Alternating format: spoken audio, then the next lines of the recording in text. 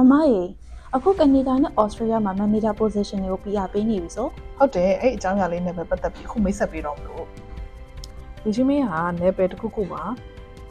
manager position နဲ့အလုပ်လုပ်ကိုင်နေတဲ့သူတယောက်ပါလားထို့သောလုပ်ကိုင်နေတဲ့သူတယောက်ဆိုလို့ရှိရင် Australia နဲ့ကနေဒါတို့မှာ manager position နဲ့ပဲ PR ရယူပြီးတော့လူချင်းမင်းအခုလက်ရှိလုပ်ကိုင်နေတဲ့ work experience မျိုးကိုပဲထပ်ပြီးလုပ်ကိုင်မှုအတွက်ကိုစိတ်ဝင်စားပါသလားထို့သောလုပ်ကိုင်မယ်ဆိုလို့ရှိရင်လည်းလူချင်းမင်းနဲ့အတူလူချင်းမင်းရဲ့မိသားစုဝင်များပါအခြေချနေထိုင်ခွင့်ရရှိမှာလည်းဖြစ်ပါတယ်ထို့သော program လေးကိုလူချင်းမင်းစိတ်ဝင်စားနေပြီလားထို့သောစိတ်ဝင်စားနေတယ်ဆိုလို့ရှိရင်တော့အခုဒီ video လေးမှာ like ပါပြီးတော့နားထောင်ပေးနိုင်ပါတယ်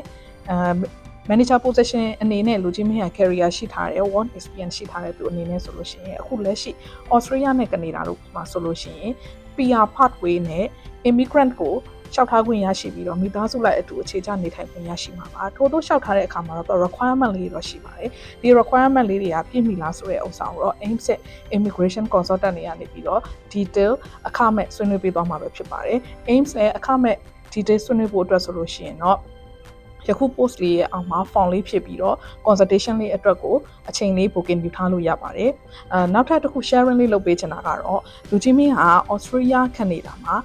manager position higher level အနေနဲ့ PR ရသွားပြီဆိုလို့ရှိရင်ဆက်ပြီးလုပ်ကိုင်ခွင့်ရှိတယ်နေထိုင်ခွင့်လည်းရှိတယ်နောက်ပြီးသွားလို့ရှိရင်နောက်ထပ်ဒီပြောချင်တာလေးတစ်ခုကကြတော့ salary ပေါ့နော် salary ဆိုလို့ရှိရင်လည်းတစ်နာရီကို US ဒေါ်လာ30ကနေစပြီးတော့ခန်းစားခွင့်ရရှိမှာပဲဖြစ်ပါတယ်နောက်တစ်ခုကကြတော့လူချင်းမရဲ့အမျိုးသမီးကလည်း PR holder ဖြစ်သွားတဲ့အတွက်သူ့ရဲ့ lifestyle ကလည်း skill what အနေနဲ့သူလည်းလောက်ကိုင်ခွင့်ရရှိမှာလည်းဖြစ်ပါတယ်ကလေးတွေကတော့ free education high school ထိရရှိသွားမှာပဲဖြစ်ပါတယ်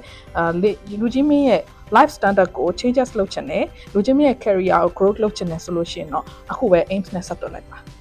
ကျေးဇူးအများကြီးတင်ပါတယ်